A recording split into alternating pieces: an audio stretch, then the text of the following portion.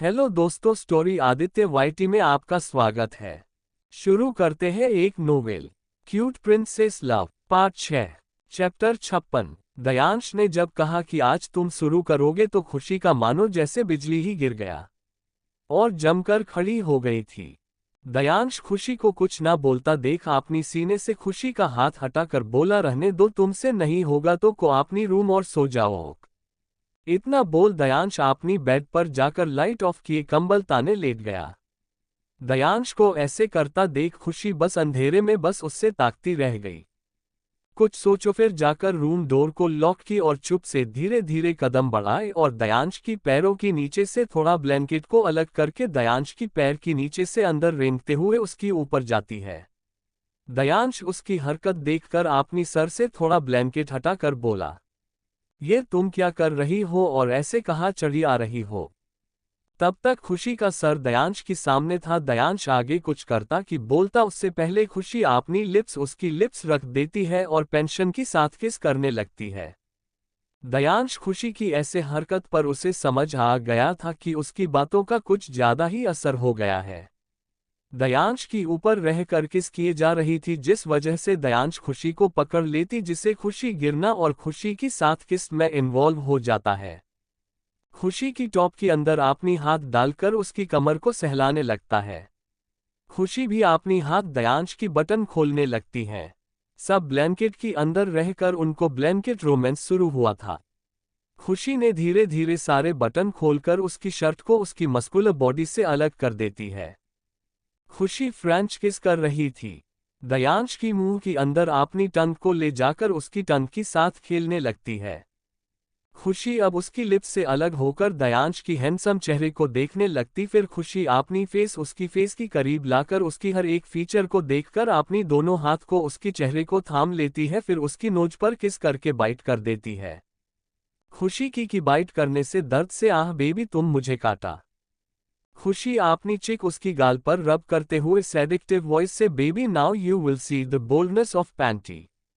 इतना बोलकर खुशी ने उसकी गाल को बाइट कर लिया। वही दयांश खुशी की चेस्ट को सहलाते हुए उसकी प्यार को एंजॉय करने लगता है। खुशी अब उसकी गले पर बाइट का किस करने लगती है। फिर अपनी हाथ उसकी प्यार ब्रेड चेस्ट पर फेरने लगती है। वही अब दयांश भी खुशी की टॉप को उसकी जिस्म से लगा कर दिया था। खुशी ने उसकी बॉडी की हर एक जगह पर बाइट करके किस किए जा रही थी। खुशी अब धीरे धीरे नीचे आ जाती है। खुशी एक नज़र दयांश की फेस की तरफ देखती है, जो अब उसकी आंखें बंद किए ये सब एंजॉय कर रहा होता है। खुशी अब उसकी निचले हिस्से को ऊपर से ही सहलाने लगता है, जिससे एहसास होते ही दयांश की आंखें बंद हो जाता है और अपनी होठ को जोर से दबा लेता है। वही कुछ वक्त सहलाने की बाद खुशी ने धीरे से उसकी लोअर को निकाल देती, फिर उसकी बॉक्सर को भी निकाल देती है। अब तक तो खुशी ने दयांश की सारे कपड़े निकाल दिया था, दैट्स मीन्स अब दयांश उसके सामने न्यूड था। एक पल देखकर खुशी भी शर्मा जाती है, क्योंकि खुशी कभी ऐसा कुछ नहीं की थी है बार वो दयांश को फील करती थी और आज खुशी ने उससे फील करवा रही थी। फिर खुशी ने उसकी उस जगह को किस करके सहलाने लगती है, जिससे दयांश और भी उत्तेजित हो रहा था। ऐसे ही खुशी उसकी उस जगह को सहलाने लग जाती है और वैसा करते हुए ही किस करने लगती है। वही दयांश ने खुशी की चेस्ट को प्रेस करने लगता है, जिससे खुशी भी उसकी प्राइवेट पार्ट को सहलाते हुए ही मौन कर रही थी। कुछ वक्त बाद खुशी उसकी पर आकर उसकी लिप्स पर किस कर रही थी। फिर दयांश की हाथ खुशी पीठ पर सहलाने लगता है, जिससे उसकी हाथ खुशी की ब्रा की हुक खोलने लगती है। फिर उसकी बड़ी को बाकी कुछ भी निकल देता है। अभी इस वक्त दोनों ही एक दूसरे की सामने न्यूड था। दयांश ने अपनी होठ को खुशी की कान के पास ले जाकर बड़े ही सेक्सुअली बोला, baby I can't stop my self. खुशी अभी उसकी ऊपर बैठी हुई थी और अपनी हाथ उसकी बॉडी पर सहला रही थी। दयांश की बात सुन खुशी वैसे ही रहकर थोड़ा झुक जाती है और उसकी लिप्स पर थोड़ा स्मूच करके मधोशी से बोली, baby I don't want you to stop yourself. खुशी का इतना बोलना था कि दयांश को अब रहा नहीं जाता है और जल्दी से खुशी को पलटकर अपनी नीचे कर लेता है। फिर खुशी की सीने को देखकर उससे अपनी मुंह पर भर लेता है। वन साइड को मुंह पर लिए सक कर रहा था तो दूसरा को प्रेस कर रहा था। ऐसा करते हुए ही खुशी की अंदर इंटर कर देता है, जिससे खुशी की चिक निकल जाती है, जिससे खुशी की हाथ की मुट्ठी दयांश की बाल पर कस जाती है। दयांश पुश करते हुए ही खुशी की सीने को चूमे जा रहा था, साथ में काट भी रहा था। खुशी आहें भरते हुए, आज जेंटल बन रहे हो, अब कि तुम्हें हमारी फर्स्ट टाइम में जेंटल होना था। खुशी की बात सुन दयांश उसकी अंदर रहकर ही रुक जाता है। फिर उसकी सीने को जोर से बाइट करके बोला, क्या बात है बेबी, तुम आज ज्यादा ही एक्साइटेड हो रहे हो। दयांश की बात सुन खुशी मुस्कुराते हुए I love you forever and ever. Dayansh उसकी लिप्स पर स्मूच करके I love you too and you always stay like this with me for life. इतना बोलने की बाद दयांश फिर से इंटीमेट होने लगता है। इस बार बोल्ड हो जाता है, पर खुशी भी उसकी साथ इस प्यार में खुशी खुशी शामिल हो जाती है। चैप्टर 57। दोनों ही एक दूसरे को बहुत ही प्यार की गहराई के अंदर चले गए और प्यार करते रहे। वही बहुत टाइम बाद एक दूसरे की बाहों में थक हार कर सो गए। अगले सुबह पंछी और शेखर डाइनिंग टेबल पर बैठे हुए थे और साथ में सोमा भी बैठी ब्रेकफास्ट कर रहे थे। पंछी अपनी सामने रखे खाने को घूर रही थी, तो शेखर अपनी ब्रेकफास्ट कर रहा था। सोमा पंछी को एक बार देख फिर अपनी गला साफ करके बोली, सोना खाना खाना होता है, ऐसे घूरने से खाना अपने आप तुम्हारी पेट के अंदर नहीं चले जाएगा। सोमा की बात पर पंछी अपनी मुंह बनाकर बोली, मुझे ये दाल पत्ते नहीं खानी है, मुझे कुछ टेस्टी खाना है। तभी बगल में बैठा शेखर की आवाज आई, तुम्हारी हेल्थ के लिए अभी यह जरूरी है, अगर तुम यह नहीं खाओगे तो भूखी रहना होगा, और ऐसा हुआ तो तुम्हारी तबीयत खराब होगा तो मैं तुम्हें पहले हॉस्पिटल पर एडमिट कर दूंगा, उसकी बात तुम्हारी पसंद का खाने के बारे में भूल जाना। शेखर ने कठोर होकर कहा था, जिससे सुन पंछी की मन रोने को कर रहा था, तो वही सोमा को हंसी आ रही थी। तभी वहां पर दयांश आ जाता है और एक चेयर पर बैठकर एक एनर्जी से भरा स्माइल के साथ सबको विश करके खुद के लिए ऑरेंज जूस ग्लास में निकल कर पीने लगा। सोमा दयांश को देखकर अपनी ब्रेकफास्ट करते हुए पूछी, भाई आज आप इतना लेट कैसे हुए, आप तो रोज जल्दी उठ जाते हो। सोमा की बात दयांश ज्यादा ध्यान ना देते हुए बोला, रात को लेट सोया था इसलिए आज उठने में लेट हो गया। दयांश ये बोल ही रहा था कि खुशी उतना टाइम डाइनिंग एरिया में आ रही थी। जब उसने दयांश की बात सुनी तो उसकी कदम वहीं रुक गया। सोमा अपनी पौनी नजरों से खुशी को आती हुई देख रही थी। सोमा अपनी शरारती चेहरे से दयांश को देखकर बस हम में सर हिला दिया, फिर पंछी को देखकर, सोना ये खुशी कहाँ रह गई है, अभी तक नीचे क्यों नहीं आई है। फिर दयांश को देख अपनी शरारती लिए, भाई कहीं खुशी आपकी साथ रात भर जागी तो नहीं थी ना, जिस वजह से उससे भी उठने पर टाइम लगा हो इसलिए नीचे नहीं आई है। दयांश जो जूस पी रहा था, सोमा की ऐसे बात सुन उसको ठसका लग गया, जिससे वो खांसने लगता है। सोमा उसकी पास पर ही बैठी थी, जिस वजह से उसने दयांश की पीठ पर रब करते हुए बोली, भाई मैंने ऐसा भी क्या बोल दिया जो आपको ठसका लग गया। दयांश ने खुद को शांति करके अपनी सीने पर रब करते हुए बस सोमा को घूरने लगती है। वही खुशी को सोमा की बात पर रुक गई थी। अब सोमा की फिर से ऐसे बात सुनकर उसकी हिम्मत नहीं हो रहा था कि वो आगे बढ़कर जाए। वही पंछी जो अपनी बगल में देखती है, फिर थोड़ा सर मोड़ कर देखी तो खुशी वहां रुकी हुई थी, जिससे देख पंछी ने खुशी को बुलाते हुए बोली, अरे दी तुम वहां क्या कर रही हो, आना ब्रेकफास्ट करते हैं। पंछी की आवाज सुनकर सबने उस तरफ देखा तो वहां खुशी खड़ी हुई थी। खुशी जो धीरे से पीछे हट रही थी पंछी की ऐसे बुलाने से, और सबको खुद की तरफ देखता पाकर वो जम जाती है। सोमा खुशी को देखकर बोली, अरे यार क्या तुझे अपनी कमर को और टुटवाना चाहती है। सोमा की ऐसा बात सुनकर खुशी और दयांश दोनों हड़बड़ा जाती है, फिर खुद को ठीक करके दोनों ही उससे घूरने लगते हैं। तो सोमा अपनी बात को ठीक करते हुए बोली, अरे तू ऐसे खड़ी रहेगी तो तुम्हारी कमर पर असर करेगा, इसलिए बोली तू गलत मत समझ। खुशी सोमा को बस घूरते हुए डाइनिंग टेबल की तरफ आ रही थी और मन में दयांश को भी कोस रही थी, आखिर उसकी वजह से तो उसे सोमा चिढ़ा रही थी। आज तो खुशी को थोड़ा शर्म भी आ रही थी, क्योंकि आज शेखर भी उनकी साथ है, जिससे सोचकर खुशी शर्म से बारी जा रही थी और सोमा उसकी बस खींचाई कर रही थी। तभी शेखर टीसू से खुद को साफ करते हुए बोला, तुम सब आज वीकेंड एंजॉय करो, मुझे एक मीटिंग के लिए जयपुर जाना है। सोमा और खुशी को देखकर तुम दोनों पंछी की साथ ही रहना, मुझे आने में टाइम लगेगा और दयांश भी मेरे साथ जा रहा है। पंछी को कुछ भी अनहेल्दी खाने मत देना और बदमाशी या ज्यादा उछल कूद करने भी मत देना। शेखर ने ये सब बोला नहीं था बल्कि वार्निंग दिया था। शेखर ने उठा और पंछी को फोरहेड पर किस किया और पंछी की बाल को सहलाते हुए बोला, जान अपनी ख्याल रखना, मैं रात तक आ जाऊंगा और अपनी हेल्थी को लेकर कोई भी लापरवाही नहीं होना चाहिए। इतना बोल पंछी की लिप्स पर किस किया जिससे सब तो बस आंखें फाड़े दोनों का प्यार लाइव जो देख रहे थे तो पंछी को शर्मा से मारी जा रही थी। दयांश ने थोड़ा खुशी के पास जाकर उसकी कान के पास जाकर बोला, देखो तुम मुझे बेशर्म बोलते हो जबकि मैंने सबके सामने तुम्हें किस नहीं किया है। खुशी ने दयांश को खुद से दूर करते हुए तीखी आवाज में बोली, तुम ऐसा करने के बारे में सोचना भी नहीं वरना मेरे पास तुम्हें आने नहीं दूंगी। खुशी की बात पर दयांश का मुंह बन जाता है और फिर खुशी की कान को बाइट करके दूर हो जाता है। खुशी उससे घूरने लगती है तो दयांश एक तिरछी स्माइल पास कर देता है जिससे देख खुशी चिढ़ जाती है।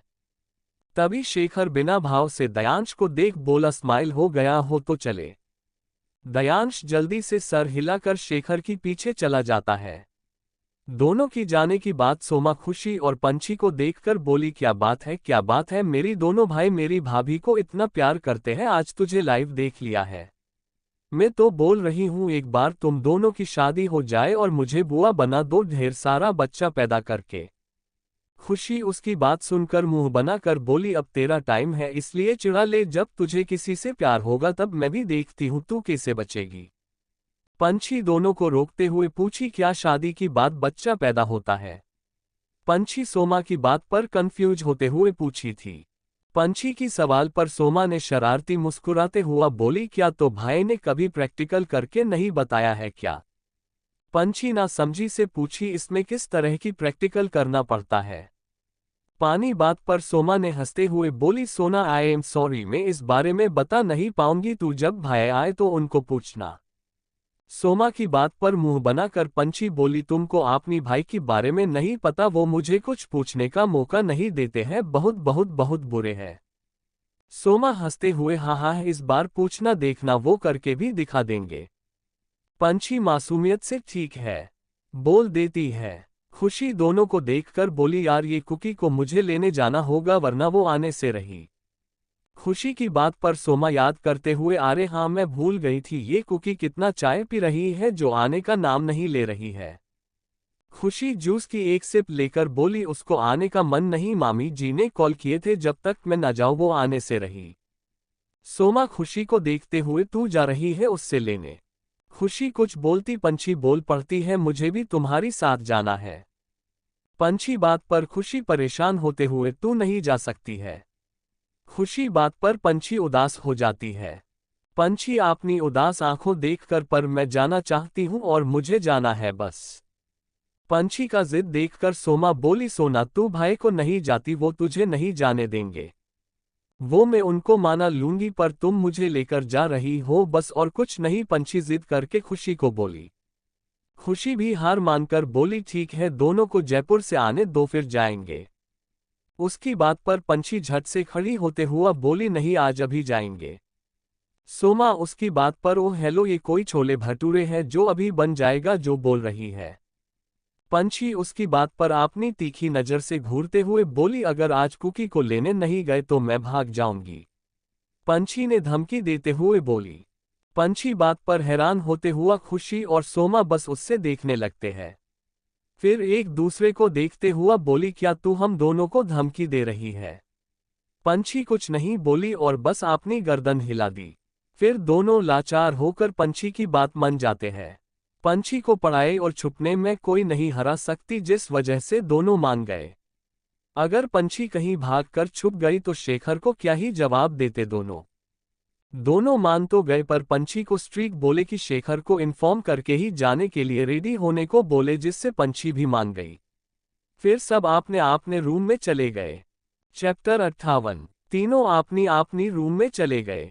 सोमा ने अपनी मॉम को कॉल करके सब कुछ बोलकर अपने सामान एयरपोर्ट भेज देने को बोल दिया। वही खुशी का तो पहले से पैकिंग हुआ था। वो एयरपोर्ट जाते वक्त लेकर जाने वाली थी, इसलिए उसने अपनी रूम में आकर थोड़ा सा टेस्ट कर लिया। वही पंछी क्लोजेट में अपनी बैग निकलकर वार्डरोब ओपन करके अपनी कपड़े निकाल रही थी।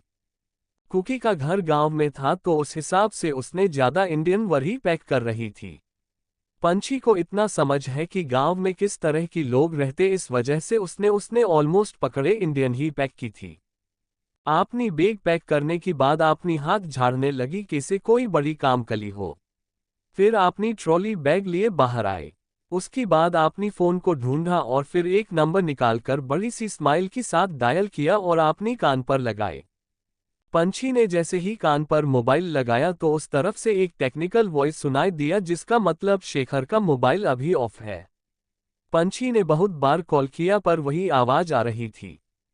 पंछी अपनी मोबाइल को घूरते हुए बोली, अगर मोबाइल ऑफ करना होता है तो अपने पास रखते ही क्यों इतना बोल मुंह बनाकर एक एमएसजी टाइप करके सेंड कर दिया।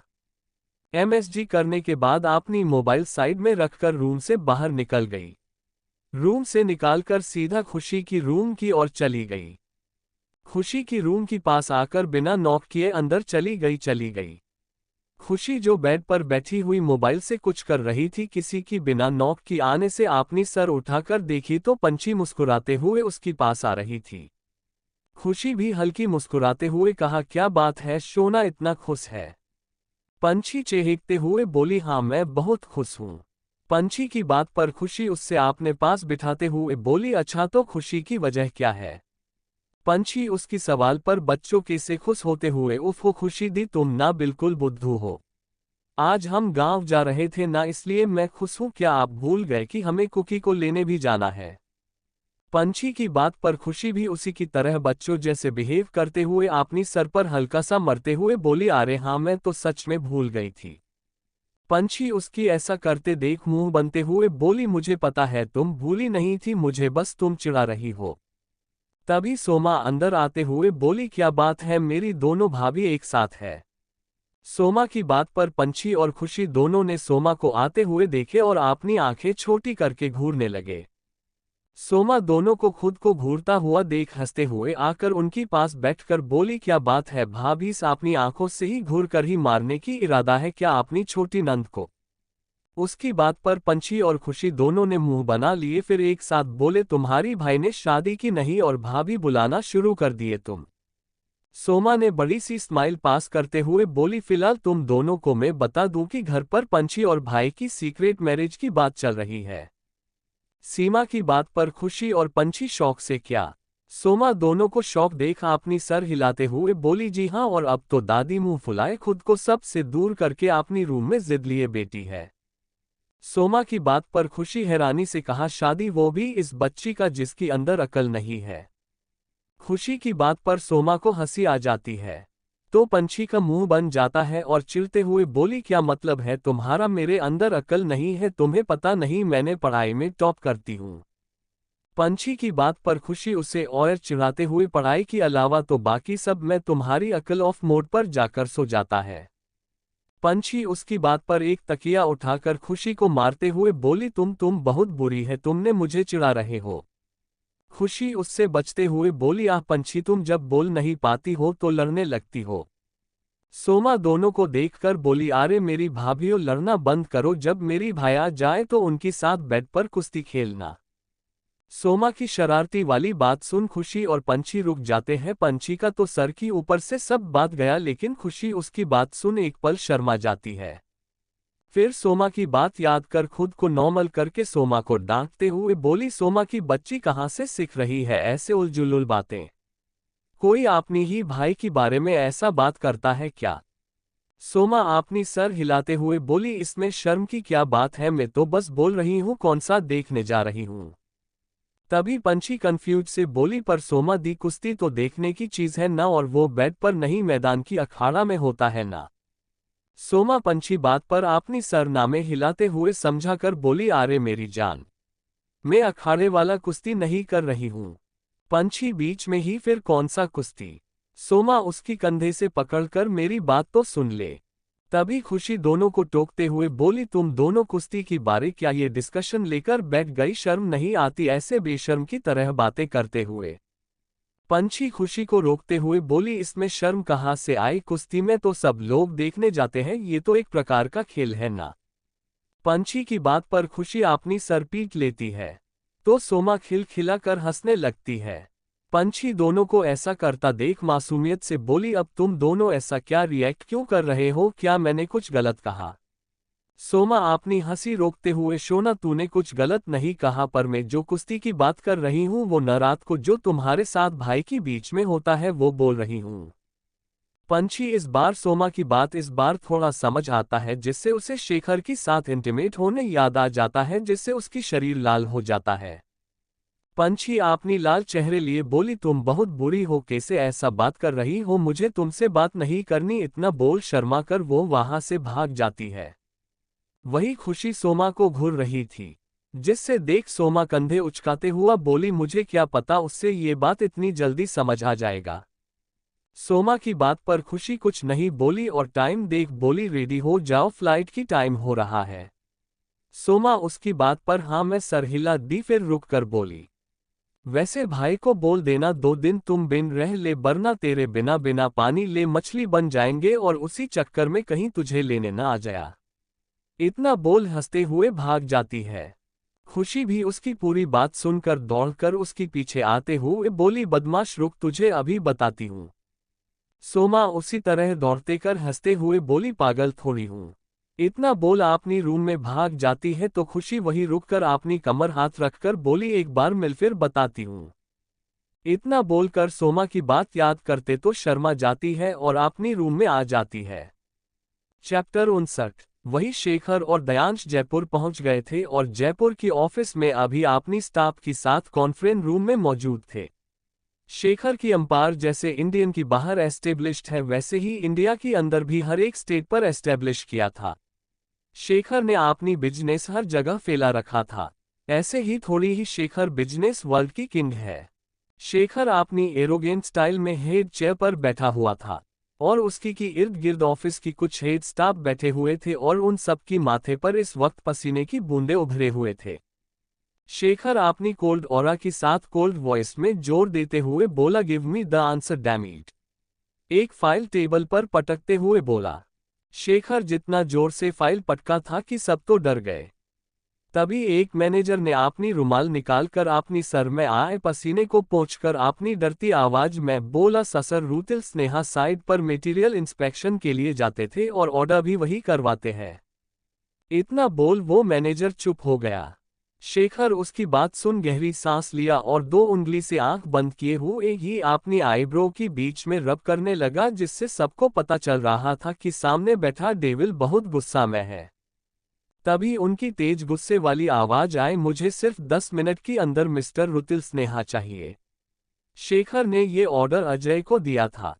अजय तो शेखर की गुस्से से भरी आवाज सुन तो पहले ही तो डर गया, फिर खुद को संभालते हुए शेखर की बात का जवाब बोलकर वहां से चला गया। अजय के पास जाने के बाद एक फाइल टेबल पर पटक कर फाइनेंस डिपार्टमेंट की हेड की तरफ देखकर शेखर ने बड़े ही रूड टोन में कहा, मिस्टर आहूजा, मुझे 500 करोड़ की हिसाब में रिकॉर्ड मिसिंग है, सो मुझे उसकी सब डिटेल आधा घंटा पर चाहिए। और जयपुर में जितना प्रोजेक्ट जो चल रहा सब मटेरियल को लैब जांच के लिए भेजो और रिजल्ट 1 घंटा में मेरी डेस्क पर होने चाहिए। फिर अपनी चेयर से उठकर टेबल पर जोर से हाथ मारते हुए, इट्स ऑल क्लियर। शेखर की सवाल पर सब ने एक साथ ये सर बोल दिया। तो शेखर कॉन्फ्रेंस रूम से जाते हुए अपनी कड़क आवाज में, नाउ मीटिंग इज ओवर। इतना बोल वह से निकलकर अपनी केबिन की तरफ चला गया। वहीं दूसरी तरफ खुशी, सोमा और पंछी विला से निकलकर एयरपोर्ट की तरफ हंसते गाते चल जा रहे थे। तभी सोमा ने पंछी को देखते हुआ थोड़ा टेंस होकर पूछा, शोना तूने भाई को बोल दिया था? अगर बोला था तो क्या उन्होंने हाँ बोल दिया क्या? सोमा की सवाल पर जो गाते चहकते जा रही थी पंछी, वो चुप हो गई थी और मन में, आरे बाबा, अगर सच बता दी तो ये मुझे नहीं लेकर जाएंगे, हो सकता है यही उतार दे। नहीं नहीं, मैं इन्हें सच नहीं बताऊंगी, बिल्कुल भी नहीं। ये सब सोच ही रही थी कि खुशी ने उसे हिलाते हुए बोली, आरे पंछी बताना सोमा जो पूछ रही थी। खुशी की हिलाने से पंछी सोच से बाहर आए और खुशी का सवाल पर जवाब देते हुए बोली, हाँ हाँ, मैंने उन्हें बताया है और उन्होंने हाँ भी कर दिया। पंछी ने ये बात जल्दबाजी में बोली थी, जिससे देख सोमा और खुशी उसे अजीब तरीके से देखते हुए बोली, तू सच बोल रही है ना? देख, मुझे भाई की गुस्से का शिकार नहीं होना। हाँ पंछी, सच बोल, हमें मिस्टर माहेश्वरी की गुस्सा देखना नहीं है। खुशी ने सोमा की बात पर सहमत होते हुए बोली। दोनों की बात सुन पंछी ने अपनी मुंह सिकुड़ कर बोली, हाँ हाँ मैंने बोला है। अगर तुम दोनों को मुझ पर यकीन नहीं है तो बोल दो। खुशी और सोमा दोनों उसकी बात पर ज्यादा कुछ नहीं बोली और हाँ में सर हिला दिए। वही बात करते हुए एयरपोर्ट आ गए थे। सोमा, खुशी और पंछी कार से निकलकर अपनी अपनी लगेज लिए एयरपोर्ट के अंदर चले गए। वही जयपुर में शेखर केबिन में दयांश बाहर गया हुआ था और शेखर अपनी डेस्क पर बैठा था और काम कर रहा था। तभी मोबाइल निकलकर ईमेल चेक करने के लिए निकाल तो मोबाइल ऑफ था। शेखर ने जल्दी से अपनी मोबाइल ऑन किया। फिर जैसे ही मोबाइल ऑन हुआ, थोड़ा टाइम हुआ था कि बहुत सारे नोटिफिकेशन आया। उसमें ऊपर पंछी का एमएसजी भी आया था, जिससे देख शेखर की फेस पर एक स्माइल आ गया। फिर पंछी का आया हुआ एसएमएस रीड करने लगा। पर ये क्या, पंछी का एसएमएस देख जहां स्माइल था वही रीड करते वक्त वो स्माइल गायब हो जाता है और अजीब सी एक्सप्रेशन ने ले ली थी। एमएसजी रीड करने के बाद शेखर ने एक बेचैन ने ले लिया था। फिर पंछी जल्दी से कॉल लगा दिया एक अलग बेचनी के साथ। जैसे ही पंछी का कॉल कनेक्ट हुआ, शेखर ने बिना लेट किए अपनी बेचैन दिल लिए सवाल दाग दिया, स्वीट हार्ट तुम कहाँ हो? जहां तीनों चेक इन करने की बाद वेटिंग एरिया में बैठी हुई थी कि पंछी की मोबाइल बजा तो पंछी थोड़ा साइड होकर कॉल पिक कर लिया। कैसे ही कान पर लगाया, वहां से एक ठंडी आवाज सुन पंछी एक पल जम गई, पर अगले पल ये सोचकर खुद को ठीक किया कौन सा शेखर मोबाइल की अंदर से बाहर आकर उससे जाने से मना करेगा। ये सोचकर पंछी अपनी प्यारी आवाजें बोली, मैं अभी एयरपोर्ट में हूं, आपको एमएसजी तो किया था। पंछी की बात पर फोन की दूसरी तरफ से शेखर की ठंडी गहरी आवाज से बोला, स्वीटहार्ट तुम कहीं नहीं जाओगे, अभी के अभी एयरपोर्ट से बाहर निकली राइट नाउ। शेखर की बात पर पंछी मुंह बनाते हुए, पर क्यों मुझे जाना है? शेखर अपनी गुस्से को दबाते हुए, स्वीटहार्ट मैंने कहा नहीं, मतलब नहीं, अभी निकलो एयरपोर्ट से। पंछी उसकी बात सुन चील जाती है और जिद करते हुए बोली, नहीं मुझे कहीं नहीं जाना, मैं तो जाऊंगी ही। बाय बोलकर कॉल कट कर दिया। वही शेखर पंछी का कॉल काट देने से अपनी मोबाइल को गुस्से से घूरने लगता है और गुस्से से अपनी डेस्क जो ग्लास का था उससे गुस्से से उठाकर जोर से चिल्लाकर नीचे फेंक दिया। गुस्से से पास रखे बांस को नीचे पटकते हुए बोला, स्वीटहार्ट तुमने ये ठीक नहीं किया। इतना बोल गुस्से से तमतमाने लगा। चैप्टर 60। शेखर ने जोर से गुस्से से चिल्लाकर अपनी केबिन का सारा एक्सपेंसिव चीज तोड़ रहा हटा है। फिर वॉल पर एक जोर से पंच से मारकर, जान यू आर सो इनोसेंट हो, पता है कैसे इतने दिन से मेरे साथ रहकर भी मुझे नहीं जान पाए हो। इतना बोलकर बिना भाव से किसी को कॉल किया और कुछ इंस्ट्रक्शन देकर कॉल कट कर दिया। फिर एक इविल स्माइल करते हुए बड़े रोब के साथ बोला, यू नो वॉट जान, मुझे कोई जवाब दे या मेरी बात न माने उसकी सजा तो मिलता ही है। वेट एंड वॉच जान। इतना बोल एविल स्माइल करने लगा। पंछी शेखर का सुकून बन गई थी, जब सुकून आदत की साथ साथ जरूरत बन गई थी और उसका यूं चले जाना शेखर को बावला बन गया था। क्योंकि एक साथ जब एक इंसान आपकी जिंदगी बन जाए तो एक पल भी उससे दूर रहना किसी नर्क से कम नहीं लगता है। फिर तो पंछी के लिए शेखर का दीवानगी जुनूनियत इस हद तक है जिसका कोई हद ही नहीं था। तभी कोई बिना नॉक किए केबिन में आ जाता है। ऐसे ही बिना नॉक किए आने से शेखर को गुस्सा आ जाता है और कैसे से ही पलटता है। सामने दयांश केबिन की हालत देखकर शौक खड़ा था। शेखर दयांश को बिना भाव से देखते हुए बोला, व्हाट द हेल, तुम्हें किसी की केबिन पर आने से पहले नॉक करने की मैनर्स नहीं पता? शेखर ठंडा सा आवाज सुनकर दयांश एक पल डर गया। डरे भी क्यों ना, शेखर किसी डेविल से कम थोड़ी था। भले ही दयांश उसकी बेस्ट फ्रेंड की साथ भाई भी क्यों ना हो, जब शेखर को गुस्सा होता है तो सामने उसे कोई नजर नहीं आता। दयांश जो डर गया था शेखर की ठंडी आवाज से, जल्दी से खुद को नॉर्मल करके शेखर के पास जाते हुए, अरे ये क्या हालत बना रखा है तुमने केबिन का? दयांश को कुछ बोलता उससे पहले ही केबिन डोर नॉक हुआ, जिससे सुन शेखर अपनी सर्द आवाज में, कम इन। तभी डोर खोलकर अजय अंदर आया। एक पल के लिए उससे भी शौक लगा, पर फिर अपनी बॉस का गुस्सा याद करते ही खुद को नॉर्मल कर लिया।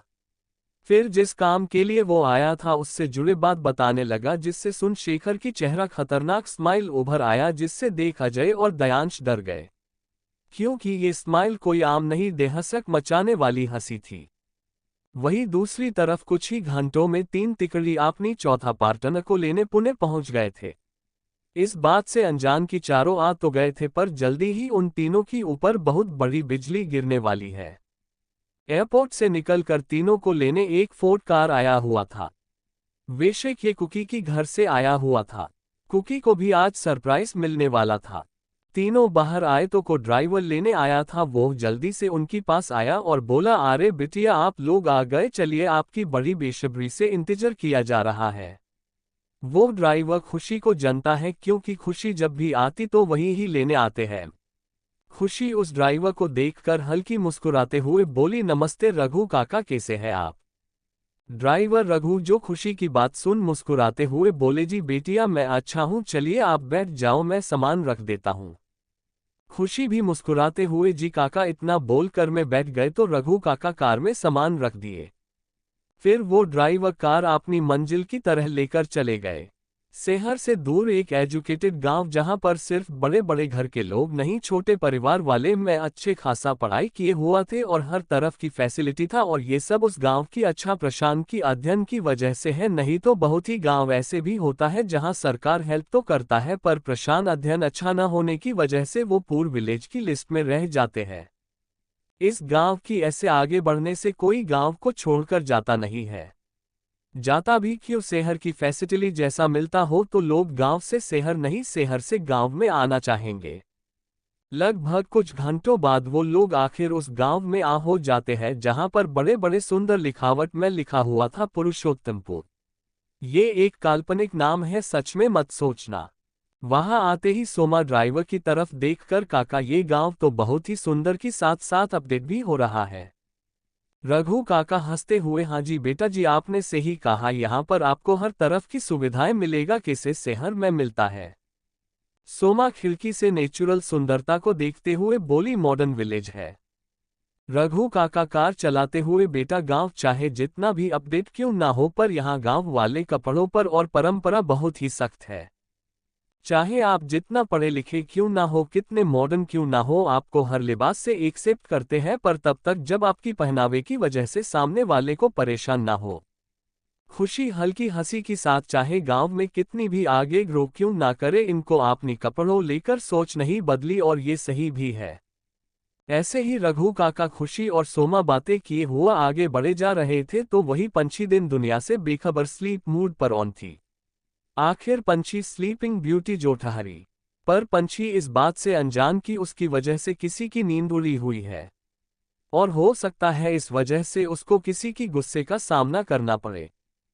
तभी उनकी कार एक 3 मंजिल की बिल्डिंग बाहर रुकी, जिससे साफ पता चल रहा था कि उनकी मंजिल मिल गया। चैप्टर 61। उस 3 मंजिला की बिल्डिंग का सामने लगा बड़ा गेट की सामने कार रुकी, तो एक दरवान आकर गेट खोला तो कार अंदर गया। जैसे ही कार उस 3 मंजिला की घर के अंदर जाकर रुकी, वहां पर खड़ा हुआ तो घर के अंदर से एक 47 वर्षीय महिला, जिसने बनारसी साड़ी पहने हुई थी और चेहरे पर एक प्यारी स्माइल के साथ एक दमदार चमक था। ये है श्रीता माथुर, कुकी की माँ, और उनकी पीछे उनकी father in law Shyam Mathur थे, जो 70 साल की उम्र था। वो चेहरे पर तो बहुत ही सख्त थे, पर स्वभाव एकदम हंसमुख। उन्होंने सफेद कुर्ता के साथ धोती पहने थे और सोल ओढ़े हुए थे। गांव की हरियाली और प्राकृतिक छाया में रहने से उनकी चेहरे पर अलग चमक बरकरार था। श्रीता जी अपनी हाथों से आरती की थाल लिए घर की दहलीज पर बड़ी बेसब्री से खड़े हुए थे, और उनके पीछे उनकी फादर इन लॉ और कुछ नकर खड़े हुए थे।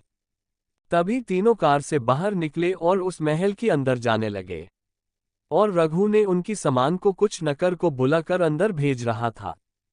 कैसे ही खुशी, सोमा और पंछी दहलीज तक आए तो तीनों को चेहरे पर एक बड़ी सी मुस्कुराहट आ गई, और उन्हीं की सामने खड़ी श्रीता जी और श्याम जी भी उनको देखकर बड़ी सी मुस्कान आ गई। जैसे ही उनकी पास दहलीज तक आए तो श्रीता जी ने आगे बढ़कर तीनों को देख खुशी से चहकते हुए बोले, आखिर मेरे बच्चे घर आ ही गए इस महल को घर बनाने के लिए। इतना बोलकर श्रीता जी ने उन तीनों प्यार से सर पर हाथ फेरने लगे। फिर तीनों को एक साथ टीका करके मीठा खिलाकर पानी पीने को देकर घर के अंदर आने को बोले। श्वेता जी का स्वागत संस्कार करना खत्म होते ही खुशी ने जल्दी से श्वेता जी की पैर छूकर गले को लगाकर बोली, मामी आपने बुलाया और हम ना आए, ऐसा हो सकता है क्या? श्वेता जी नाराज होते हुए, हाँ आप तो बुलाने पर नहीं आते, आप तो इसलिए आए आपकी वो नालायक दोस्त ना जाने की कसम जो खाई हुई थी उससे हटा कर लेने आए हो। खुशी कुछ बोलती कि सोमा पीछे से अपनी मुंह बनाकर बोली, अगर आप दोनों का मिलना हुआ तो आप हम दोनों की ऊपर भी थोड़ा दर्शन करने की मौका देने की जुर्रत कर सकते हैं क्या? सोमा की बात सुन श्वेता जी और खुशी एक दूसरे को देख मुस्कुरा दी। फिर श्वेता जी ने सोमा को देखकर बोले, अरे बेटा ऐसा बात नहीं है, आप तो हमसे मिलने तक नहीं आते और अब आए हो तो जाने नहीं दूंगी। उनकी बात सुन सोमा ने हंसते हुए बोली, आंटी जी आप कुकी को निकाल कर मुझे रखने की तो नहीं सोच रहे हैं? इतना बोलते हुए ही सोमा ने श्वेता जी के पास आकर उनकी पैर छूकर गले लगा लिया। श्वेता जी ने बड़े प्यार से उसकी सर पर हाथ फेरते हुए बोले, जीती रहो बच्चा। फिर सोमा की ठुंडी को पकड़कर, आप तो पहली बार आए हो, मुझे अच्छा लगा कि आप इस बार आए और मैं तो उस नालायक को भेजकर आपको अपनी पास यहाँ रख लूंगी। सोमा ने उनकी बात पर मुस्कुरा दिया तो खुशी ने उनकी पास आकर बोली, मामी जी अगर आपकी इस नालायक को पता चला कि आप उससे भेजकर इससे आप रखना चाहते हो तो कहीं हमें इधर से ही ना भेज दे। वही उनकी बात पर श्वेता जी हंसने लगे तो पंछी बस उन तीनों को बस देख रही थी। बात यह है कि कुकी की फैमिली में खुशी और सोमा के बारे में जानते हैं, एवन देखे भी थे, पर पंछी यहाँ कभी नहीं आई थी ना ही उसे देखे, तो बस कुकी ने उसके बारे में बताया था। तीनों की बात चल रहा था कि तभी उनकी नज़र पंछी पर जाता है। आरती की समय तो पंछी को देखा था पर सोमा और खुशी से बात करने की चक्कर में ध्यान ही नहीं दिया। श्वेता जी की ऐसे बात करते हुए कहीं और देखकर अचानक चुप हो जाना देख उनको देखा तो उनकी नज़र कहीं और था और जब उनकी नज़र का पीछा किया तो पंछी पर ही रुक गया। यहाँ पर खुशी को अपनी गलती का एहसास हुआ। खुशी ने जल्दी से पंछी के पास जाकर जैसे ही इंट्रो कराने को हुई तो श्वेता जी ने थोड़ा कंफ्यूज, थोड़ा खुशी होते हुए पंछी की तरफ इशारा करते हुए बोले, बच्चा ये। खुशी ने बस हाँ में अपनी गर्दन हिला दिया तो श्वेता जी ने जल्दी से जाकर पंछी को हक कर लिए और पंछी की बलाय लेते हुए खुशी के साथ बोले, पंछी बेटा माफ करना, हम आपको पहचान नहीं पाए। उनका इतना बोलना था कि पंछी जोर से दहाड़ मारकर रोने लगती है, जिससे देख सब हैरान परेशान हो जाते हैं कि आखिर पंछी ऐसे अचानक रो क्यों रही है। पंछी ऐसे रोता देख श्वेता जी ने प्यार से पंछी की चीन को पकड़कर बोले, बच्चा हुआ क्या, आप रो क्यों रही है आप? उनकी बात पर सोमा भी परेशान होते हुए बोली, अरे सोना तू ऐसे रो क्यों रही है, तुम्हें भूख लग रही है क्या? सोमा का ऐसे पूछने पर पंछी अपना सर नामे हिला देती है, जिससे देख खुशी उसकी सर को सहलाते हुए बोली, तो तू रो क्यों रही है, वो भी बिना बात की ऐसे अचानक? खुशी की बात सुन पंछी अपनी अंशु पोंछती है जो बड़े मुश्किल से थोड़ा निकली थी, उसकी बात हिचकी लेते हुए बोली, आप सब मुझे नजरअंदाज कर रहे हो। इतना बोल फिर से रोने लगती ही। Chapter 62 black devil. वही अजय की कुछ बताने की बात तीनों ऑफिस से निकल गए। जाने से पहले अजय ने केबिन को ठीक करने बोल दिया था। अजय ने कार पहले से रेडी कर दिया था। वो सब आकर कार में बैठ गए। अजय आकर फ्रंट सीट में ड्राइवर के पास बैठा जाता है और दयांश और शेखर बैक सीट में। उसके बाद वो लोग वहां से निकल गए और उनके पीछे उनकी बॉडीगार्ड की कार की काफिला चलने लगा था। कुछ ही टाइम में जयपुर की सड़कों में कार की लंबी काफिला चलने लगा।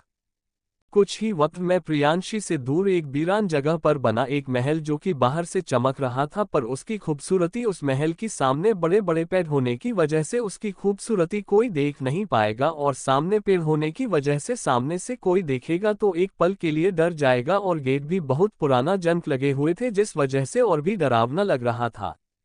शेखर की कार की काफिला उस महल की सामने आकर रुकी और पिछले कार से एक गार्ड आकर जल्दी से डोर ओपन किया तो शेखर और दयांश बाहर आए और बिना वक्त गंवाए उस महल के अंदर गया। अजय कुछ इंस्ट्रक्शन बॉडीगार्ड को देने के बाद वो भी अंदर चला गया।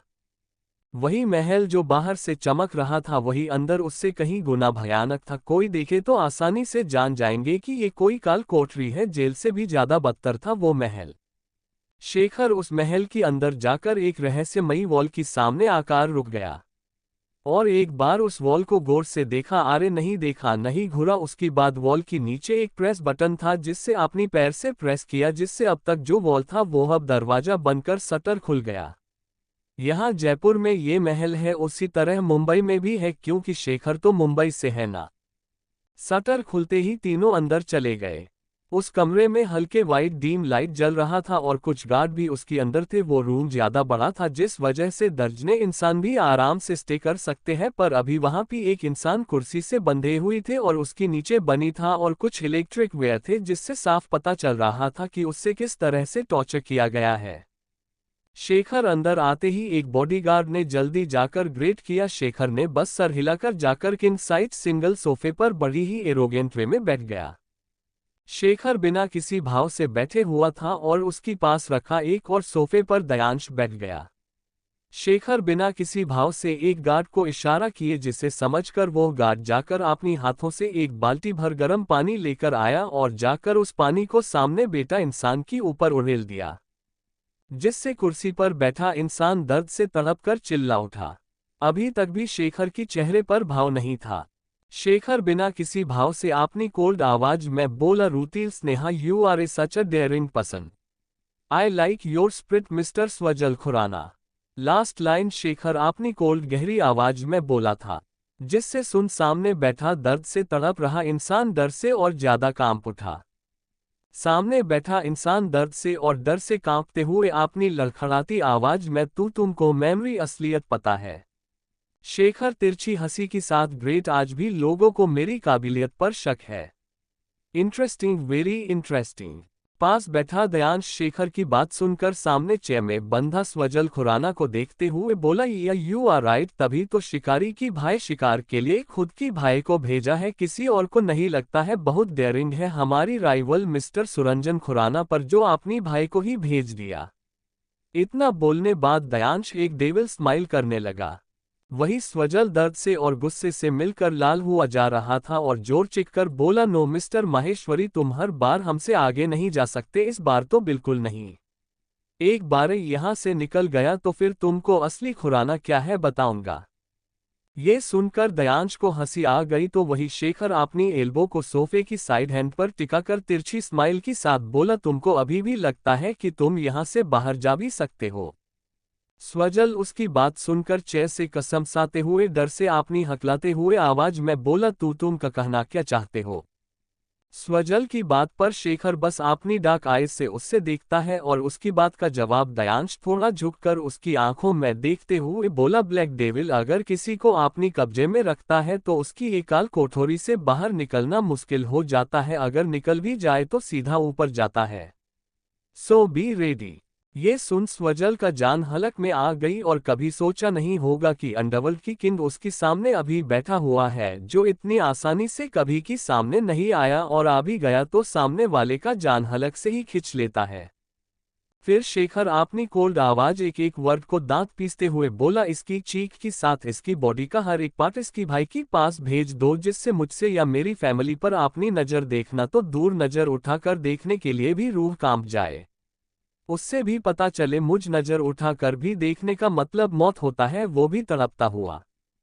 इतना बोल अपनी जगह से खड़ा हो गया और उस रूम से जाने लगा। उसके साथ अजय और दयांश भी जाने लगे। शेखर की बात सुन तो स्वजल की तो सांस अभी से ही अटक आया था और हाथ पैर सुन हो गया था डर की मारे, पर जब वो शेखर को जाते देखा तो जोर से चिल्लाकर बोलने लगा, शेखर महेश्वरी, तुम ये गलत कर रहे हो। मेरी भाई को पता चला तो तेरे साथ साथ तेरा पूरा फैमिली का नमो निशान इस दुनिया से मिटा देंगे। शेखर वैसे ही बिना रुके बोला, बदला लेने के लिए तेरे भाई को भी होना जरूरी है और ब्लैक डेविल कभी अपनी काम को अधूरा नहीं छोड़ता, और तुमने मेरी कंपनी में घोटाला किया। दूसरा सबसे बड़ा वजह मेरी फैमिली को ऊपर नजर रखा, जो मुझे बिल्कुल बर्दाश्त नहीं। इतना बोला अपनी हाथ हवा में उठाकर कुछ इशारा किया और बाहर की ओर चला गया। उसकी जाने की बाद जोर से चिल्लाने की आवाज आने लगी, कैसे किसी को शौक लग रहा हो। रूम से बाहर आने की बाद अजय ने शेखर की पीछे जाते हुए ही बोला, सर जेट रेडी है पुणे के लिए, तो हम इधर से ही एयरपोर्ट जाएंगे। पुणे जाने की बात सुन दयांश हैरान हो गया तो शेखर उसकी बात सुन ब्लैक शेड्स लगा कर बिना भाव से बोला, हम जयपुर का कितना सब प्रोजेक्ट चल रहा है उसकी सारे फाइल मुंबई हेड ऑफिस मंगवा लो और साथ में फाइनेंस का भी। शेखर की बात सुन अजय ने बस ओक सर बोल दिया। उसकी बात दयांश जो पुणे की बात सुन शौक था वो बोला, रुद्र मूड स्विंग हो रहा है क्या, अचानक पुणे क्यों जाना है तुझे। उसकी बात सुन एक पल शेखर रुककर अपनी गहरी आंखों से उससे देखने लगा या यूं कहे कि घूरने लगा, जिससे देख दयांश हड़बड़ा गया और अपनी वॉइस धीरे किए पूछा, अब ऐसा क्या देख रहा है, अचानक पुणे जाना है तो पूछी भी नहीं। शेखर की माइंड में अभी फिलहाल पंछी हो घूम रही है जिस वजह से उससे कुछ बोलना नहीं चाहता था। अब उसे अपनी शेड्स के अंदर से घूरता रहा पर बोला कुछ नहीं। उसकी इस एक्शन से दयांश का मुंह बन गया और चुप से बिना कुछ बोले जाकर कर में बैठ गया। उसकी बाद सब जाकर पास पर बैठ गए। फिर कास की काफिला एयरपोर्ट की तरफ चलने लगा। चैप्टर 63। वही पंछी की रोता देख उसकी बाद उसका बात सुन सब तो एक दूसरे की तरफ देखे। उसकी बात श्रीता जी आगे आकर बड़े प्यार से उसकी सर को सहलाकर बोले, बच्चा ऐसे नहीं रोते और हम भी तुमको नजरअंदाज किए उसके लिए माफी। उनकी इतना प्यार से बोलने पर पंछी चुप हो गई और उनकी तरफ एक प्यार भरी स्माइल पास कर दिया। तभी पीछे एक आवाज आई जिसे सुन पीछे मुड़े तो सामने श्याम जी खड़े हुए बोल रहे थे, अरे बेटा आप इन बच्चियों को ऐसे बाहर खड़े रखेंगे क्या। उनकी बात पर श्रीता जी को उनकी गलती का एहसास हुआ कि कब से वो घर की दहलीज में ही सबको खड़ी किए बात कर रही थी। श्रीता जी गिल्ट से बोले, बापूजी हम तो भूल ही गए बातों में। फिर बच्चों को देखत हुए बोले, माफ करना बच्चों इस तरह बाहर खड़ा करवाने के लिए। अब आप सब अंदर आइए। खुशी उनकी बात सुनकर मुस्कान के साथ बोले, कोई बात मामी जी। बस इतना बोलकर सब जाकर पहले श्याम जी को पैर छूकर आशीर्वाद लिया, फिर घर की हॉल में जहां पर सोफे लगे थे वहां बैठ गए। तो श्रीता जी चाय पानी लेने चले गए। कुछ वक्त बाद श्रीता जी अपनी साथ आए दो नौकर की हाथों में खाने की ट्रे थे। श्रीता जी आते हुए बोले, बच्चों पहले कुछ खा ले फिर आप सब जाकर आराम करना, सफर लंबा था थकान हो रही होगे। इतना बोलने की बाद अपनी साथ लाई स्नैक टेबल पर रखकर चाय देने लगे। श्याम जी चाय पीते हुए बोले, अरे बेटा ये कुकी कहाँ है, उनकी दोस्त आए हैं और वो गायब है। श्रीता की श्याम जी की बात सुनकर मुस्कुराकर बोले, पापा जी आप भी क्या पूछ रहे हैं, वो आफत पता नहीं कहां पर तूफान ला रही होगी। उनकी बात सुन खुशी और सोमा एक दूसरे को देखने लगते हैं, फिर श्रीता जी को देखने लगते हैं तो श्रीता जी मुस्कुराते हुए बोले, क्या बताऊं आप सबको, कुकी की बात जब से आए है तब से पूरा गांव पर तूफान लाकर रखी। तभी श्याम जी चाय की शिप लेते हुए बोले, अरे श्रीता बेटा आप और मेरी बच्ची को तूफान मत बोला करे, अभी वो बच्ची है और ये तो उम्र है उसकी खेलने कूदने की। श्याम जी की बात सुन श्रीता जी नाराज होते हुए बोले, पापा जी वो अब बच्ची नहीं है, शादी की उम्र हो गई है। आप और किशोर जी ने तो अपनी लाड से बिगाड़ रखा है। किशोर जी कुकी की पिता है। उन्होंने इतना बोला था कि पीछे से एक आवाज आए, अरे श्रीता जी आप मेरी बिटिया पर बस शिकायत करती रहिए। ये सुनते ही श्रीता जी आवाज आया डायरेक्शन की तरफ देखा तो वह पर 51 वर्षीय एक सवालों से आदमी खड़े थे। आपने चेहरे पर मुस्कुराहट लिए। ये किशोर जी थे जो बाहर गए हुए थे गांव की कुछ काम के लिए। किशोर जी अंदर आते हुए खुशी सोमा और पंछी को देखते हुआ मुस्कुराते हुए बोले, बच्चों आने टाइम कोई तकलीफ तो हुआ ना। खुशी सोफे से उठते हुए किशोर जी के पास आकर उनकी आशीर्वाद ली, फिर एक प्यारी स्माइल करते हुए बोले, नहीं मामा जी कोई परेशानी नहीं हुई। किशोर जी खुशी की सर पर हाथ फेरते हुए बोले, अच्छा है अब तो बहुत दिन की बात आई हो तो इस बार रुकना पड़ेगा। उनकी इस बात पर सोमा ने उनके पास आकर आशीर्वाद लेते हुए बोली, अंकल जी हम रुक लेते पर नया क्लास शुरू हुआ है मिस नहीं कर सकते।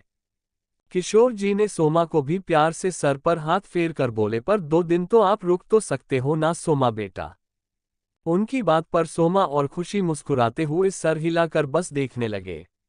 वही पंछी श्रीता जी की लाए हुए स्नैक चिप्स खाकर बस सब कुछ टुकुर टुकुर देख रही थी क्योंकि ये सब उसके लिए नया था। किशोर जी का नजर अब पंछी पर गई जो टकटकी लगाकर उन्हें ही देख रही थी। पंछी उन्हें देख एक स्माइल पास की फिर खाने पर ध्यान देने लगी। उसकी ऐसे हरकत पर किशोर जी मुस्कुरा दिए तो खुशी ने उनकी देख बोले, मामा जी ये पंछी आप जान तो गए होगे। किशोर जी बस हाँ में सर हिला दिए, फिर अपनी मन में बोले भगवान की शुक्र है कि इनकी जान बच गई और अब ठीक है, नहीं तो पंछी बिटिया की जो हालत हुआ था बचा पाना मुश्किल था। बहुत कुछ सोच रही थी कि तभी उनकी आवाज उनकी कान पर पड़ी। श्रीता जी ने सबको देखते हुए बोले बच्चों जाओ आप जाकर कुछ टाइम आराम कर लो, आपको कमरा अपनी पास खड़ी नौकर की तरफ दिखाकर बोले ये दिखा देंगे, और मैं आपकी दोस्त उसाफत की पता करवाती हूँ कहाँ भटक रही होगी जो। उनकी बात पर सोमा और खुशी मुस्कुरा दिए और फिर उस नौकर की साथ वहां से चले गए। वही एक अमृत की पैड पर एक लड़की लटकी हुई थी और नीचे कुछ बच्चे खड़े हुए अपनी शर्ट को ऊपर किए कुछ अमृत पकड़े गए थे। बच्चे कम से कम 4 थे और उम्र 7/8 साल के थे। उनमें से एक बच्चा आगे आया और बोला अरे दीदी आप कब तक ऐसे लटके रहेंगे, हम किसी को मदद के लिए बुलाए क्या। उस बच्चा का बात सुनकर वो पैद से लटकी हुई लड़की बोली अरे बबलू अगर किसी को तू मदद के लिए बुलाने गया तो ये बात पूरी गांव में फैल जाएगी और महल पर बात जाने में टाइम नहीं लगेगा, और उसकी बात हमको उस घर की सीएम हमको किसी चटनी की तरफ पीस देंगे, वो भी नमक मिर्च लगा लगा कर। उस लड़की का बात सुन दूसरा बच्चा बोला अरे दीदी अगर ऐसा लटकी रही तुम तो गिर गई तो तुम्हारा चटनी 2 बार बन जाएगा। चैप्टर 64। उस बच्चे की बात सुन दूसरा बच्चा बबलू बोला हाँ कुकी दी गोलू से ही बोल रहा है, हमें किसी से मदद लेना चाहिए। जी यह कुकी है जो कुछ बच्चों को साथ अमृत चुराने आई थी दूसरों की बगीचे में और पेड़ पर चढ़ गई थी, पर अनफॉर्चुनेटली पैर फिसल गया जिस वजह से वो गिर गई, पर किस्मत की अच्छी होने की वजह से एक देहनी पकड़े लटकी है। अरे मेरी गोलू और बबलू मुझे किसी भी हालत में यहाँ से निकलने में हेल्प करो, नहीं तो यहाँ से गिरकर मेरी हड्डी टूटकर चूरमा बने, यहाँ नहीं घर पर जाने में लेट हुआ तो वहाँ मेरी हर हड्डी से कुछ ना कुछ बन ही जाएगा। कुकी ने वैसे लटकी हुई तेज सांसें लेते हुए बोली। कुकी की बात सुन गोलू बबलू से देखता है तो बबलू कुछ सोचते हुए बोला अरे दी रुको मैं कुछ सोचता हूँ जिससे लाठी भी मर जाए और सांप भी ना टूटे। गोलू बबलू की ऐसा उल्टा बोलता देख उसकी सर पर चपत लगाकर बोला अरे बुद्धू वो सांप भी मर जाए और लाठी भी न टूटे होता है। बबलू उसकी बात सुन अपनी दांत जबरदस्ती दिखाता है, फिर अपनी गलती को छुपाते हुए खिसियाट में बोला हाँ हाँ मुझे पता है, मैं बस माहौल को ठीक करने के लिए बोला था और मुझे परेशान मत कर और सोचने दे। बबलू की बात सुन गोलू कुछ नहीं बोलता, बस अपना सर कुकी की तरह देखकर लाचारी से सर हिला देती है। वही कुकी दोनों की बात सुन वैसे लटके हुए ही खुद से बोली एक बार नीचे उतरूं फिर दोनों को बताऊंगी क्या करेक्शन होना है और क्या नहीं। इतना कुछ सोच ही रही थी कि उसी कानों पर बबलू की आवाज आए जो बोल रहा था अरे गोलू वो देख। अरे बबलू तू कुछ सोचना छोड़कर मुझे क्या दिखा रहा है। गोलू ने बबलू की बात सुन चीर कर बोला। बबलू भी उससे उसी तरह सर पर हल्का मरते हुए बोला अरे बेवकूफ वो देख घास, ये हेल्प करेगा दीदी को नीचे आने में। बबलू ने हल्दी कॉलर की घास की तरफ दिखाते हुए बोला जो चावल की दाने को निकालकर एक जगह में इकट्ठा किए गया था। वही कुकी जब ये सुनी तो बबलू को जोर चिल्ला कर बोली अरे मेरा भाई आज तेरा दिमाग कहीं घूमने तो नहीं गया है, जो ऐसे बोल रहा है वो घास कैसे मेरी मदद करेगा। हाँ बबलू दीदी से ही बोल रही है, वो घास कैसे हेल्प करेगी नीचे आने में। फिर आपने थोड़ा रुककर आपनी सर खुजला कर बोला कहीं तू उससे रस्सी बनाने की बारे में तो नहीं सोच रहा है। गोलू ने कुकी की बातों पर सहमति देते हुए बोला। उसकी बात सुन बबलू नाराज होते हुए क्या तुम दोनों मेरी बात पूरा सुनने की कोशिश करोगे तो मैं बोली आगे। वैसे क्या है तेरी पूरी बात, जरा जल्दी बोल, मैं और ऐसे लटके नहीं रह सकता। कुकी ने कसमसाते हुए बोली। पूर्विन की बात सुन बबलू ने जल्दी से अपनी प्लान बताने लगा, जिससे सुन गोलू ने खुश होते हुए उसकी पीठ पर थपथपाते का बोला अरे वाह क्या आइडिया है, तू तो सच में जीनियस है। बबलू गोलू को घूरते हुए तो तुझे क्या लगा मैं तुझ जैसा गाधा हूं जिसकी दिमाग सर पर नहीं घुटने पर हो। गोली उसकी बात सुन चीर जाता है, अपनी आंखें छोटी करके बोला ज्यादा जीनियस गिरी मत झाड़, जब किसी से लड़ने की टाइम आता है तो दुम हिलाकर भाग कर आता तू मेरे पास है। हाँ तो तू मेरा बेस्ट फ्रेंड है तो तेरे अलावा मैं किसके पास जाऊं। बबलू ने भी उसी तरह जवाब दिया। दोनों में और कुछ कहा सुना होता कि कुकी ने चिल्लाकर बोली अगर तुम दोनों का हो गया हो तो प्लान को एक्यूकेट करके मुझे नीचे लाओ। कुकी की तेज आवाज सुन दोनों जल्दी से अपना सर 190 की डिग्री पर हिलाकर अपनी दांत दिखाकर जल्दी से सारे घास को ठीक कुकी जहां लटकी हुई थी वहां पर अच्छे से बिछाकर इकट्ठा किए और ऊंचाई करने लगे जिससे कुकी को आने में आसानी हो। कुछ वक्त में दोनों ने मिलकर अच्छे से ऊंचाई बनाकर घास को इकट्ठा कर दिया था। गोलू अपनी हाथ को झड़ते हुआ आरे दी अब आप नीचे आ सकते हैं। बबलू अपनी थकी हुई आवाज में हाँ दी आप जल्दी से हाथ छोड़कर नीचे छलांग लगा दो कुछ नहीं होगा। कुकी कुछ घटक कर बोली बोत आशो ना मैं अब जंप करूं कुछ होगा तो नहीं ना। अरे दीदी आप ज्यादा मत सोचो छलांग लगा दो कुछ नहीं होगा। गोलू ने अपनी हाथ कमर पर रखकर कुकी को देखते हुआ बोला। कुकी ने जोर से अपनी आंखें बंद किए हुए एक गहरी सांस लेकर धीरे धीरे वो पतली देहनी को छोड़ दी जिससे वो सीधे जाकर उस नरम घास पर गिरी जैसे कोई फूल हो। फिर गोलू और बबलू ने जल्दी से कुकी को उसमें से निकालकर जल्दी से उसकी ऊपर से लगे तिनके घास को निकालने लगे। सब हट जाते ही कुकी ने हड़बड़ाकर बोली अरे मेरी गोलू बबलू जल्दी चलो महल नहीं तो आज खाना तो छोड़ो पानी मिलना मुश्किल हो जाएगा। इतना बोलते हुए कुकी जितना अमृत तोड़ी थी सब अपनी स्टॉल पर रखने लगी। अरे दीदी इतने में भी आप इस अमृत को लेना नहीं भूल रहे हो, बबलू ने चलते हुए बोला। कुकी स्टॉल में सारे अमृत को रखकर अच्छे बंधार अपनी पिठ पर टांगे उस बगीचा से निकलकर जाते हुए बोली जब मैं काम इतने मेहनत की किया है उस मेहनत को लिए बिना कैसे जाओ। उसकी बात सुन कोई कुछ बोलता गोलू बोल पड़ा पर दीदी आप तो अमृत लिए जा रहे हो मेहनत कहाँ है और दिखता कैसे है। गोलू की इस बात पर कुकी वैसे जल्दी चलते हुए खींचकर बोली मेहनत कैसा दिखता है उसका डिटेल में तुझ बाद में बताऊंगा फिलहाल अपनी पैर को तेज की गति पर चलाओ। अब कोई कुछ नहीं बोला और जल्दी से घर तरफ जाने लगे क्यों अब तक शाम हो गया था जिस वजह से उनका घर जल्द से जल्द जाना जरूरी था क्योंकि दोपहर से आया शाम हो गया था जो अब तक घर नहीं पहुंचे थे। वहीं महल पर शाम की चाय के लिए सोमा खुशी और पंछी को नीचे आने को बोल श्रीता जी नीचे श्याम जी को चाय देकर खुद बैठे हुए थे और एक एक घुट लिए बार बार दरवाजा पर तरफ देख रही थी। श्याम जी उनकी ऐसे बार बार देखने पर चाय का एक घुट लेने की बात ठंडी आह भरते हुए बोले अरे बेटा जी आप बार बार ऐसे यूं दरवाजा की तरफ देखने से वो हाँ नहीं जाएगी। आपनी बापूजी की बात सुन लाचार भरी आह लिए बोली पापा जी आप ही बताएं मैं इस लड़की का क्या करूं दोपहर से गई अब तक नहीं आई। तभी श्याम जी लंबी मुस्कान लिए बोले लो बेटा जी आ गई आपकी शरारती बिटिया। जैसे ही श्याम जी ये बोले श्रीता जी दरवाजा की तरफ देखा जो कुकी अपनी दोनों शाखा की साथ धीरे से दरवाजा खोलकर आ रही थी। उन तीनों को देख श्रीता जी की जान पर जान आई पर कैसे ही तीनों की अस्त व्यस्त हालत देखे तो गुस्से से खड़ी हुई अपनी पल्लू की एक सिरा अपनी कमर पर खोंचकर उन तीनों की पास गए। पीछे से श्याम जी उनको जाते देख बोले अरे बेटा जी आप उन्हों अब जाने दो अब आ गई है ना घर। उनकी बात सुन श्रीता जी भी न पलट आगे चलते हुए बोली नहीं पापा जी आज आप कुछ नहीं बोलेंगे इससे तो आज मैं बताती हूँ। वही दरवाजे पर खड़े तीनों की हालत खस्ता हुए जा रहा था श्रीता की को गुस्से में देख वो अब भाग भी नहीं सकते थे लिए कि क्षेत्र जी ने मैट को इशारा करके दरवाजा बंद करवा दिए थे। कुकी अपनी माँ को इतने गुस्से से खुद की पास आता देख अपनी हकलाते हुए आवाज में बोली मम्मा पे पहले आप बात सुनो फिर मुझे पीट लेना। श्रीता जी कुकी की कान पकड़ लिए और अपनी हाथों से उसकी पीठ पर हल्के मरते हुए गुस्से में बोली अच्छा तेरी बात सुनूं क्या बहाना बनाएगी हाँ पेड़ पर लटकी फीमेल बंदरिया। उनकी बात सुन गोलू और बबलू अपनी मुंह दबाए हंस रही थी जिससे देख कुकी की आंखें सिकुड़ गई और दोनों को घूरने लगी। वही श्रीता जी उसकी कान पर और जोर से मुड़ते हुए बोली उन दोनों को क्या घूर रही है। चैप्टर 65 आह माँ दर्द कर रहा है छोड़िए मुझे कुकी ने अपनी माँ को ऐसे कान पकड़ने से दर्द से कराहते हुए बोली। श्रीता जी कुकी की बात सुन उसकी कान को थोड़ा दबाव देते हुए बोली ये बात तुझे उस आम की बगीचे पर चोरी करने जाने से पहले सोचना चाहिए था।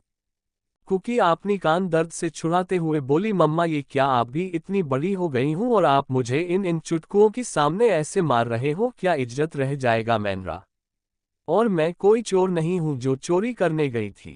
कुकी की बात सुन गोलू और बबलू का मुंह बन जाता है और कुकी को घूरने लगते हैं। वहीं श्रीता जी उसकी कान छोड़कर कुकी को छड़ी लिए उसकी ऊपर बरसाने लगी।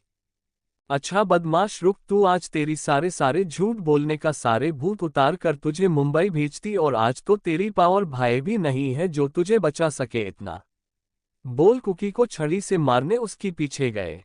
कुकी अपनी माँ को इतना गुस्सा में देख हड़बड़ाकर इधर उधर माँ की मार से बचने के लिए भागने लगती है और उनकी पीछे श्रीता जी। वही ऊपर रूम में नीचे आने के लिए रेडी हो रहे पंछी, खुशी और सोमा जब उनकी कान पर नीचे से हो रहा शोर सुनाई दिया। खुशी आईने की सामने थी, नीचे का शोर सुनकर अपनी बाल ठीक करते हुए कंफ्यूजन फेस के साथ बोली, अरे ये कैसे शोर है। वही बगल पर सोमा और पंछी जो सोफे पर बैठकर मोबाइल पर कुछ देख रहे थे वो भी शोर सुन लिए थे। फिर खुशी की सवाल सुनकर सोमा ने अपनी जगह से खड़े हुई और बोली, पता नहीं यार कैसे शोर है, नीचे जाने से पता चलेगा। तभी पंछी जो गौर से उस शोर को सुन रही वो अपनी लिप्स को गोल गोल घुमाते हुए बोली, अरे डीडीज ये तो श्रीता आंटी और कुकी की आवाज है। पंछी की बात सुन वो दोनों भी ध्यान से आवाज को सुनने लगे थे तो पंछी अपनी मुंह को बिगाड़कर बोली, यहाँ से तुम दोनों क्या सुनने की कोशिश कर रहे हो, चलो नीचे जाते हैं तब पता चलेगा कि क्या हो रहा है। पंछी की ये बात सुनकर दोनों ने हाँ में सर हिलाया और तीनों ने जल्दी से खुद को ठीक किए और नीचे चले गए। वहीं दूसरी तरफ पुणे एयरपोर्ट पर एक होलीपैड लैंड हुई, उसमें से दो हैंडसम लड़के नीचे उतरे। एक की फेस पर कोई भाव नहीं था तो एक की फेस पर कंफ्यूजन की भाव थे। ये दोनों शेखर और दयांश थे जो जयपुर से डायरेक्ट पुणे आ गए हैं।